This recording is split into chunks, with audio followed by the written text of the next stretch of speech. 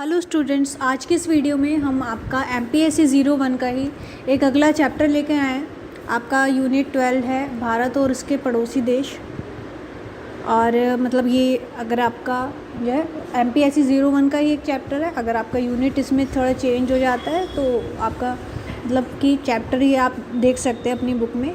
ये मतलब कि यही नाम होगा आपका, भारत और उसके पड़ोसी देश। और इसमें जो है आपको भारत के उसके पड़ोसी देशों के साथ क्या रिलेशन है इसके बारे में आपको बताया गया है। तो दक्षिणी एशियाई क्षेत्र की राज्य व्यवस्था के बारे में हम इसमें जानेंगे और इनकी राजनीतिक प्रणाली विभिन्न देशों की किस तरह से है, और मेन जो इसमें सार्क के देश जो भारत के पड़ोसी देश हैं उनके बारे में, उनसे क्या रिलेशन है उनके, ये सब हम पढ़ेंगे। तो इसी के बारे में आपको बताया गया है, इसी पे आपके क्वेश्चन बनेंगे, इसलिए मैंने ये सब चीज़ें आपके जो है वीडियो में ऐड करिए। आप वीडियो को एंड तक देखेंगे, इसमें जो है सारी ही चीज़ें आपकी कवर हो जाएंगी। और अगर कुछ आपका इम्पॉर्टेंट क्वेश्चंस और भी इसके अलावा रह जाते हैं तो उसके लिए आपको नोट्स भी प्रोवाइड कर दिए जाएंगे, क्योंकि बहुत ही ईजी लैंग्वेज में आपको दिए होंगे, सभी की नोटिंग होगी। आप इजीली उसको जो है पढ़ के अपना एग्ज़ाम दे सकते हैं। इंपॉर्टेंट क्वेश्चन ही उसमें ऐड। तो पहले इस वीडियो में हम आपको जो है चैप्टर थोड़ा सा इसमें समझा देते हैं कि इसकी राज्य व्यवस्था कैसी है, इनके पड़ोसी देशों की, और राजनीतिक प्रणाली कैसी है, और सार्क के बारे में आपको जानना यहाँ पे इम्पॉर्टेंट है। तो इसी के बारे में हम जो है बात करेंगे। यहाँ पे दक्षिणी एशियाई क्षेत्र की राज्य व्यवस्था हम जानेंगे। दक्षिणी एशियाई क्षेत्र जो है, जितने भी भूटान, बंगाल, जितने भी उसमें क्षेत्र शामिल है, अभी कितने क्षेत्र है वो भी आपको बताएंगे। और इन सब देशों की राज्य व्यवस्था कैसे चल रही है, मतलब कितने जो है इनका व्यवस्था है, किस तरह से चलाते हैं ये, कौन सी राजनीतिक प्रणाली इन्होंने अपना रखी है, और इनमें जो है कितना ये विकास कर पाए, इसके बारे में आपको यहाँ पे पता चलेगा। तो 1985 में क्षेत्रीय सहयोग के लिए सबसे पहले यहाँ पे 1985 में दक्षिणी एशियाई क्षेत्रीय सहयोग संघ बनाया गया था, जो कि सभी भारत के एक पड़ोसी देश हैं। इसमें सार्क में जितने भी देश शामिल हैं वो सभी भारत के पड़ोसी देश हैं। और इसकी रचना ने दक्षिणी एशिया के भू राजनीतिक अस्तित्व की मान्यता का प्रतिनिधित्व किया था। यानी कि यहाँ पे उनके जितने भी पड़ोसी देश थे उन सबका जो है विकास करने के लिए यहाँ पे एक संगठन बनाया गया था, दक्षिणी एशियाई सहयोग संघ। तो ये सब देश मिलके आपस में, इनका लक्ष्य था कि हम एक दूसरे को सहयोग करेंगे और एक दूसरे का विकास करेंगे।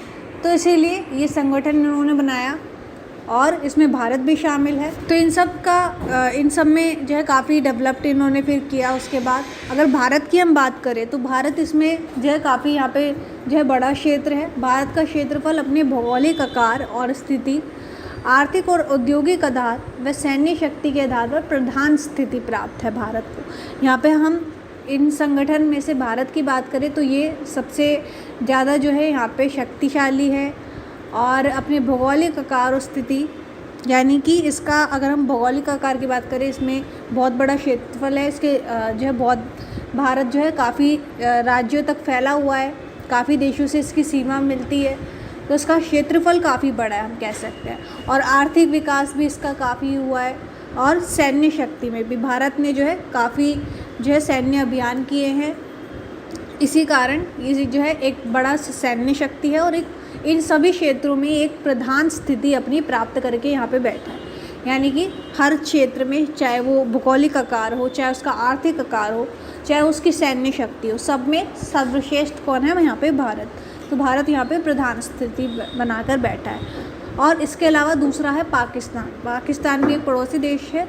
और यहाँ पे पाकिस्तान जो है एक प्रमुख शक्ति है जो भारतीय आधिपत्य की आकांक्षाओं को सीमित कर सकता है। यहाँ पे आधिपत्य है, आधिपत्य का यानी कि ये भारत को, इतनी बड़ी शक्ति है पाकिस्तान की, भारत को भी दबा सकता है ये, चाहे तो भारत को जो है पराजित कर सकता है ये।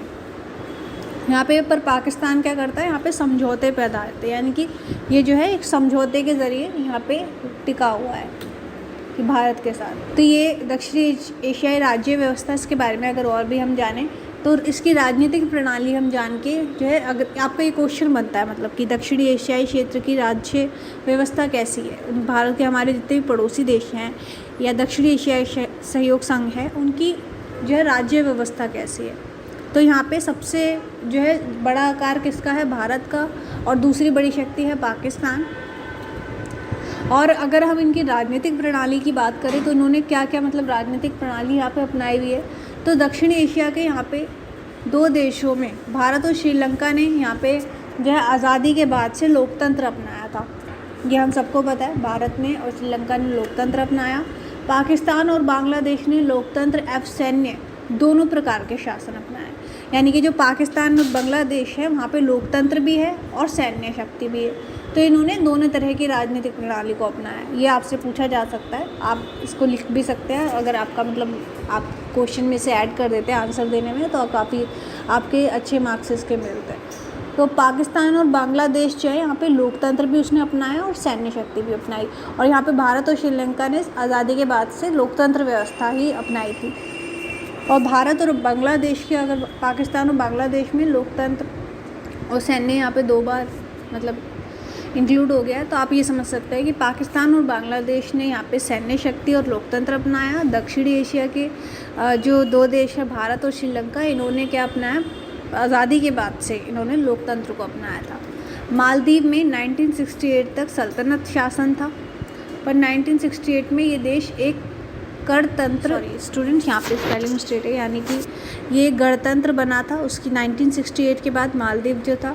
और यहाँ अध्यक्षता शासन प्रणाली अपनाई गई थी, यानी कि एक अध्यक्ष होगा जो कि मतलब वही सारा शासन हमें बताएगा।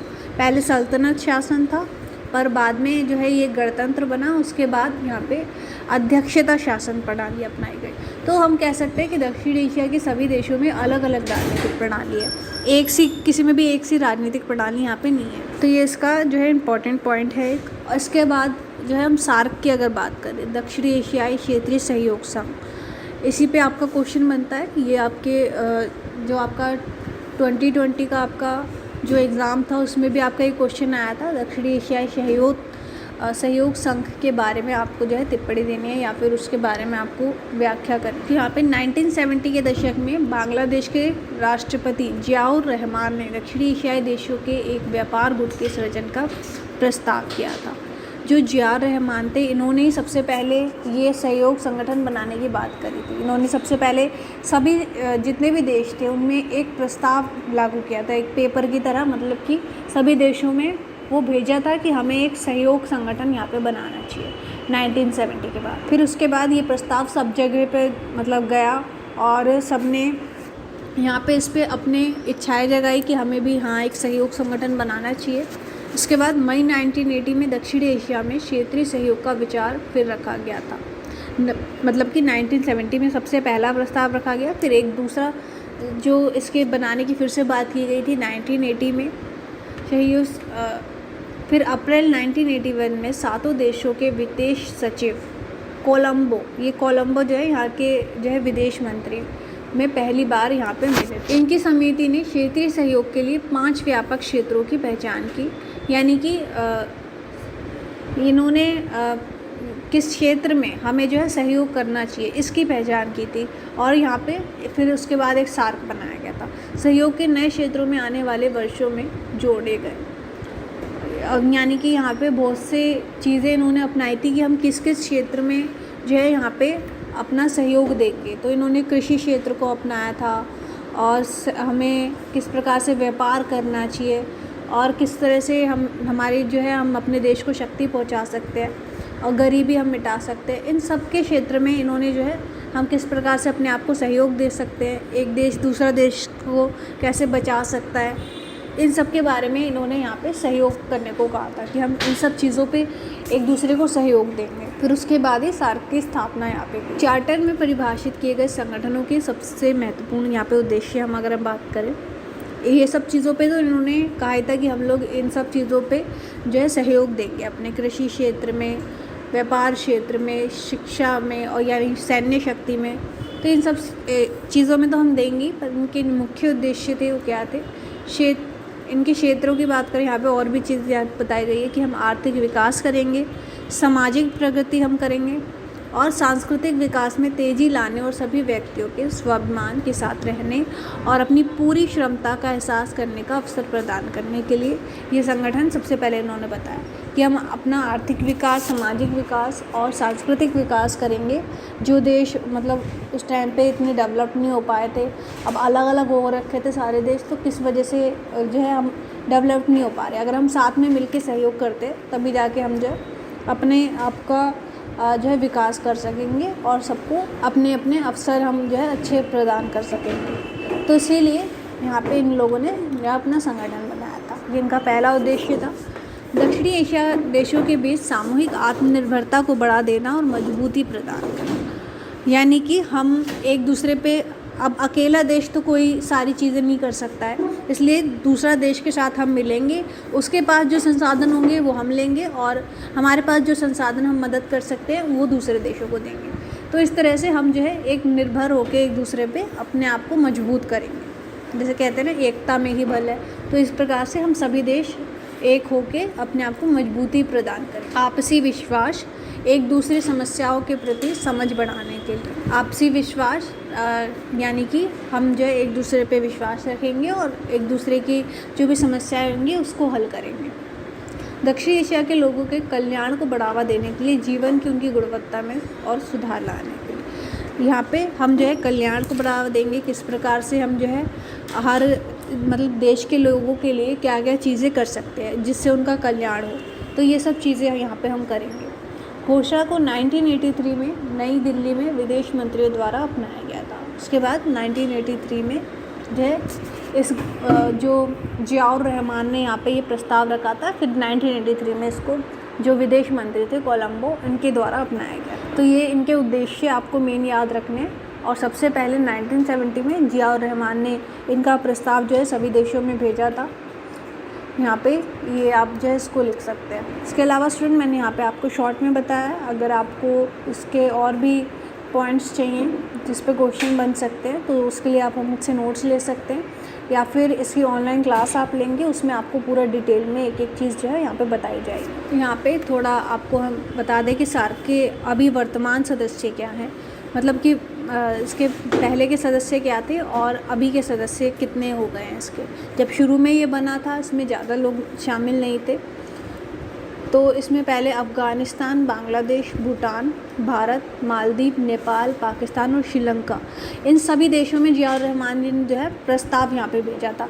पर इसके बाद जो है और भी लोग इसमें शामिल होते गए, और अभी कि इसके बात करें तो इसमें फिर बाद में यूरोपीय संघ भी शामिल हो गया, ईरान, जापान और मॉरिशस, दक्षिणी कोरिया और संयुक्त राज्य अमेरिका भी फिर बाद में इसमें शामिल हो गया।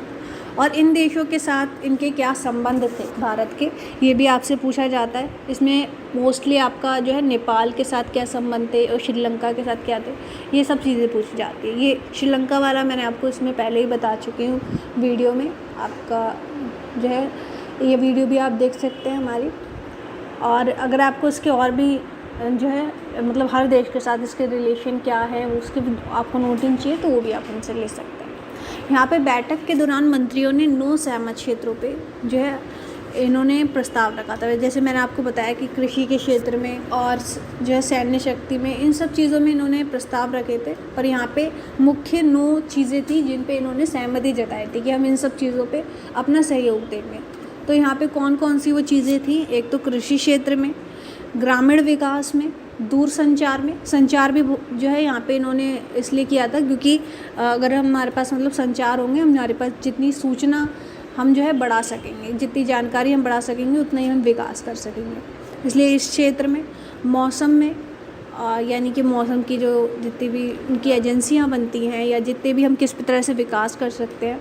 स्वास्थ्य के क्षेत्र में, जनसंख्या क्रियाएं में, परिवहन, डाक सेवा, विज्ञान और प्रौद्योगिकी, खेल, कला और संस्कृति में। यहाँ पे ये 9 चीज़ों को जो है ऐड किया गया था कि हम इन सब चीज़ों को पे जो है अपनी सहमति जताएंगे, मतलब एक दूसरे को सहयोग देंगे और इन सब चीज़ों का पहले विकास करेंगे। तो इसीलिए सबसे पहले प्रस्ताव में ये सब चीज़ों पे सहयोग जताया गया। यहाँ तक स्टूडेंट आपको समझ में आ गया होगा और आप हमसे नोट्स ले सकते हैं बाकी इसके।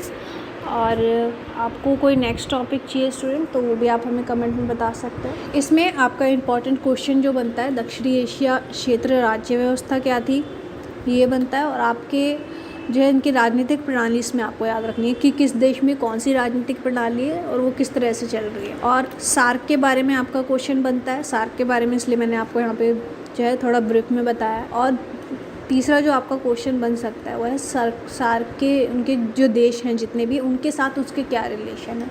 और मोस्टली इसमें पूछा जाता है श्रीलंका और नेपाल के बारे में। आपके जो पिछले ईयर के भी जो क्वेश्चंस बने थे वो इसमें यही चीज़ें मतलब पूछी गई थी। तो यही चीज़ें आपको जो है इस चैप्टर में अगर आप प्रिपेयर करेंगे तो आप काफ़ी अच्छी तरह एग्ज़ाम यहाँ पे दे सकते हैं। तो thank you so much students, video को एंड तक देखने के लिए।